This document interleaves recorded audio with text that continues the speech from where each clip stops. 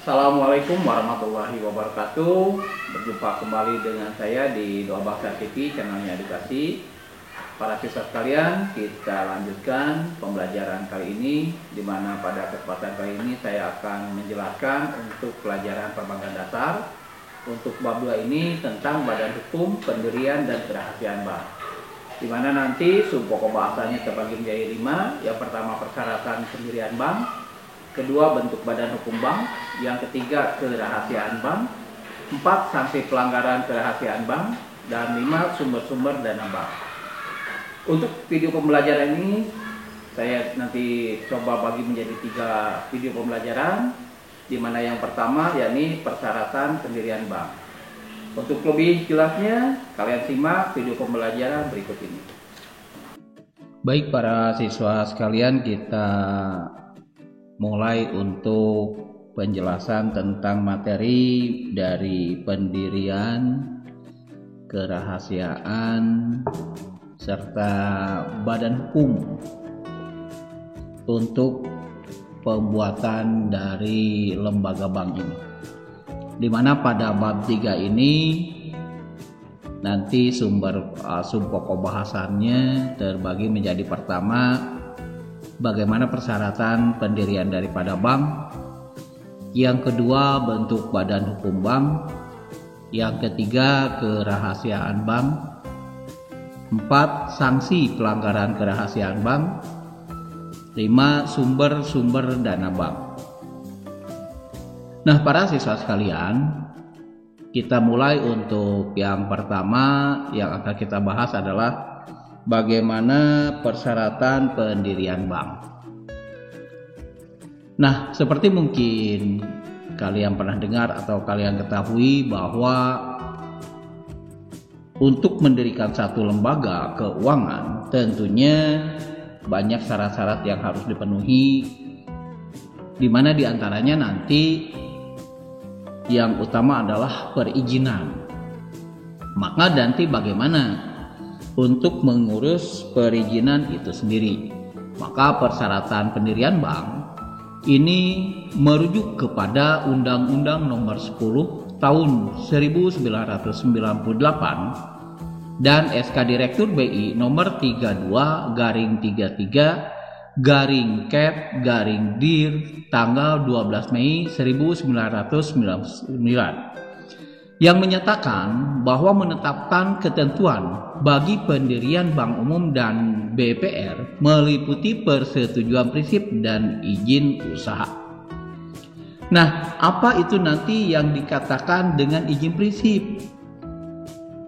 Nah, ini yang harus dipahami bahwa yang dikatakan izin prinsip adalah persetujuan yang diberikan untuk melakukan suatu persiapan pendirian daripada bank, di mana tentunya izin prinsip itu sendiri harus memenuhi kriteria dan unsur-unsur yang ditetapkan oleh aturan yang berlaku di negara Indonesia.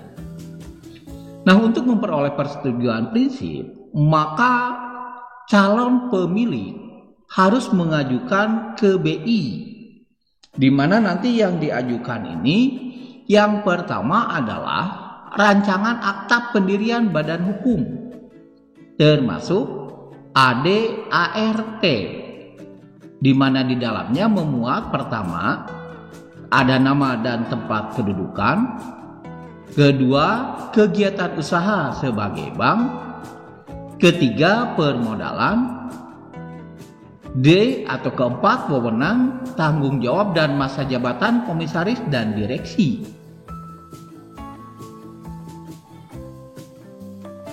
Nah, selanjutnya yang kedua yang harus dipersiapkan adalah daftar kepemilikan, di mana nanti daftar kepemilikan ini meliputi 2. Yang pertama, ada daftar calon pemegang saham, berikut rincian besaran kepemilikan saham apabila badan hukumnya berbentuk PT atau perseroan terbatas. Yang kedua, daftar calon anggota, berikut simpanan pokok, simpanan wajib, serta hibah. Jika bentuk badan hukumnya berbentuk koperasi, maka semua daftar kepemilikan ini harus dibawa dan disertakan. Kemudian yang ketiga, bagaimana nanti mempersiapkan rencana organisasi. Yang keempat, rencana kerja tahun pertama, apa yang akan dilakukan? Di mana nanti rencana kerja tahun pertama ini meliputi A, analisa terhadap peluang pasar dan potensi ekonomi. Yang B, nanti rencana kegiatan usaha, penghimpunan dan penyaluran dana. Penghimpunan dari mana, kemudian penyalurannya dana ini mau kemana. Kemudian C, bagaimana rencana kebutuhan pegawai, berapa jumlah pegawai yang nanti dibutuhkan ketika perusahaan ini didirikan atau bank ini didirikan. Yang D, proyeksi arus kas selama 12 bulan, neraca dan perhitungan laba rugi. Ini yang termasuk pada rencana kerja tahun pertama. Berikutnya, yang kelima, maka yang harus dibawa adalah bukti setoran minimal modal 30% dari modal di store dalam bentuk biljet giro BI, di mana nanti jumlah ini modal di store untuk pendirian bank umum yakni sebesar 3 triliun rupiah. Kemudian modal di store untuk BPRS, maka nanti rinciannya 2 miliar untuk wilayah Jabodetabek, kemudian 1 miliar untuk ibu kota provinsi, serta yang ketiga 500 juta untuk kota dan kabupaten di luar keduanya. Berikutnya, nomor 6, maka yang harus dipersiapkan adalah surat pernyataan, baik nanti dari calon pemilik, di mana nanti surat pernyataan ini menyatakan A, tidak berasal dari pinjaman dan fasilitas pembiayaan, B, tidak berasal dari pencucian uang atau money laundry. Kemudian untuk nomor 7, maka nanti dari poin 1 sampai dengan poin 6 ini diajukan, di mana nanti persetujuan selambat-lambatnya akan diberikan selama 60 hari kerja setelah dokumen permohonan diterima. Maka ketika menerima dokumen dari si calon pemilik bank, BI wajib melakukan di antaranya A, adanya penelitian atas kelengkapan dan kebenaran dokumen. Artinya BI dengan timnya diharuskan melakukan verifikasi data. B, melakukan wawancara terhadap calon pemilik, komisaris, dan direksi. C, melakukan analitis yang meliputi analisis tingkat persaingan yang sehat antar bank. Yang kedua, tingkat kejenuhan bank. Yang ketiga, analisis kondisi ekonomi dan pemerataan. Yang keempat, analisis pernyataan pemilik. Demikian yang harus diverifikasi oleh BI setelah semua dokumen diterima. Kemudian yang ke-8, maka ada persetujuan prinsip yang dimana semua atau persetujuan prinsip ini berdasarkan dokumen yang diserahkan, maka berlaku selama 360 hari. Nah, para siswa sekalian, setelah nanti ada izin prinsip, maka yang harus diurus oleh pemilik atau calon pemilik bank ini adalah izin usaha. Nah, izin usaha, apa itu izin usaha? Maka yang harus dipahami bahwa yang dikatakan izin usaha adalah izin yang diberikan untuk melakukan kegiatan usaha bank setelah persiapan pendirian bank selesai dilakukan, yang mana salah satunya tadi yang sudah dilakukan pertama, yakni mempersiapkan izin prinsip. Yang berikutnya, maka izin usaha nanti diajukan kepada BI dengan melampirkan persyaratan. 1. Adanya akta pendirian badan hukum, termasuk AD atau ART, yang telah disahkan oleh instansi yang berwenang. 2. Data kepemilikan berupa daftar pemegang saham atau daftar anggota. Berikutnya, maka yang ketiga, ada daftar susunan komisaris dan direksi. Siapa saja nanti yang termasuk daftar susunan, baik untuk mengisi kedudukan komisaris maupun yang mengisi kedudukan direksi. Yang keempat, susunan organisasi serta sistem dan prosedur kerja termasuk personalia. Yang kelima, bukti pelunasan modal di store minimum. Selanjutnya, yang keenam, bukti persiapan operasional. Maka, bukti persiapan operasional ini meliputi A. Daftar aktiva tetap dan inventaris.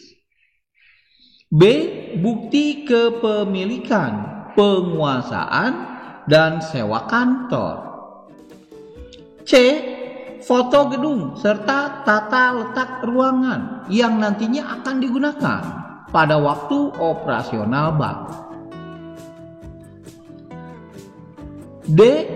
Contoh formulir atau warkat yang akan digunakan untuk operasional bank.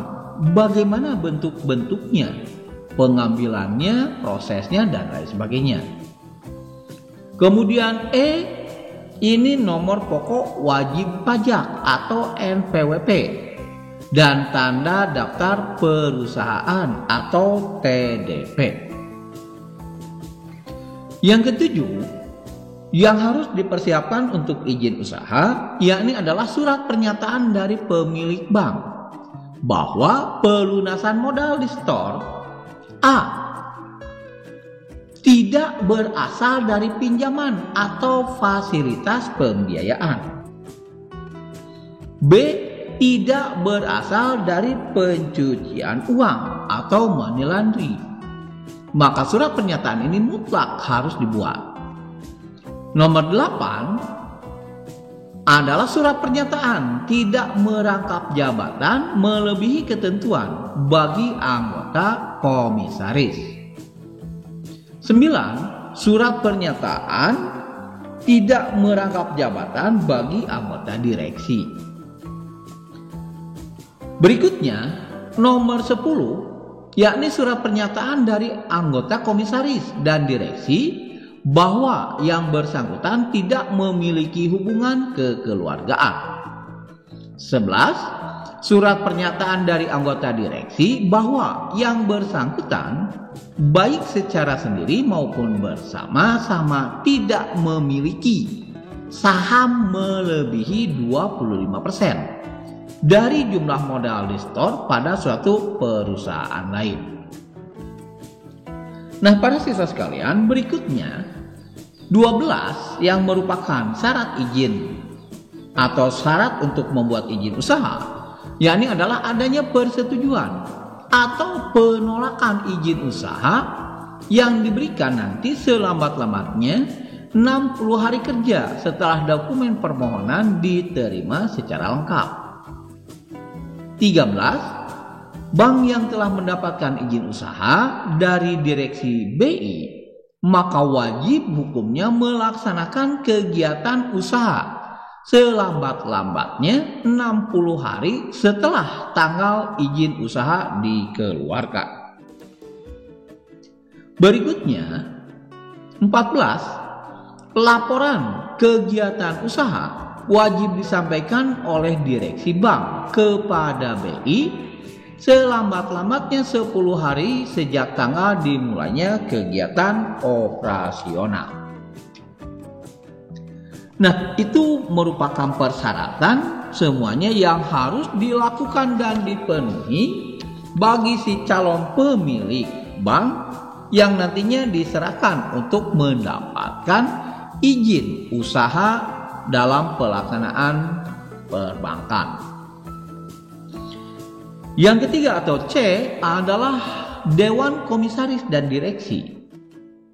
Maka yang dikatakan nanti Dewan Komisaris dan Direksi ini tidak sembarang orang yang mampu mengisi posisi tersebut. Ada beberapa persyaratan untuk menjadi Dewan Komisaris dan Dewan Direksi, yaitu yang pertama, adanya persyaratan umum anggota Dewan Direksi dan Dewan Komisaris.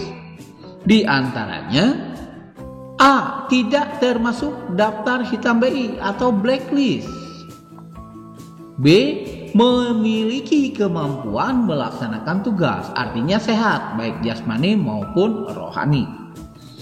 C. Memiliki integritas. Yang dikatakan integritas di sini di antaranya akhlak dan moral, adanya satu komitmen, disiplin, serta layak dan wajar. Yang kedua, yang harus dipenuhi, bahwa bank yang sebagian sahamnya dimiliki asing boleh menempatkan warga negara asing sebagai anggota komisaris dan anggota direksi. 3. Jumlah anggota komisaris sekurang-kurangnya 2 orang dan wajib memiliki pengetahuan dan atau pengalaman di bidang perbankan. Kemudian berikutnya, yang keempat yang harus dipenuhi adalah anggota Dewan Komisaris hanya dapat merangkap jabatan. A. Sebagai anggota komisaris sebanyak-banyaknya satu bank lain atau BPR. B.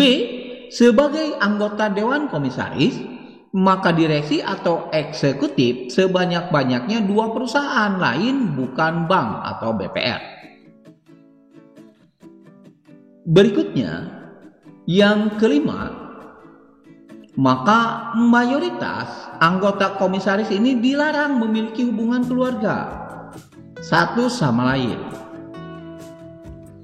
6. Direksi bank minimal berjumlah 3 orang dan memiliki pengalaman operasional bank minimal selama 5 tahun sebagai pejabat eksekutif bank. Berikutnya nomor 7, anggota direksi dilarang merangkap jabatan pada perusahaan yang lain. 8. Anggota direksi dilarang memiliki hubungan kekeluargaan. Berikutnya 9. Anggota direksi dilarang memiliki saham melebihi 25% dari modal di store pada perusahaan yang lain. 10. Direksi bank dilarang memberikan tugas kepada pihak lain yang mengakibatkan pengalihan tugas pada wewenang tanpa batas. Berikutnya, nomor 11 adalah calon anggota direksi dan komisaris haruslah mendapatkan persetujuan dari BI. Di mana ini semuanya prosesnya pertama adalah permohonan diajukan ke BI. Yang kedua, BI melakukan proses verifikasi berkas selama 15 hari. Di mana verifikasi berkas ini meliputi 1. Kelengkapan dan kebenaran dokumen. 2. Laporan pengangkatan disampaikan kepada BI maksimal 10 hari. 3. Pengangkatan disahkan RUPS atau Rapat Umum Pemegang Saham.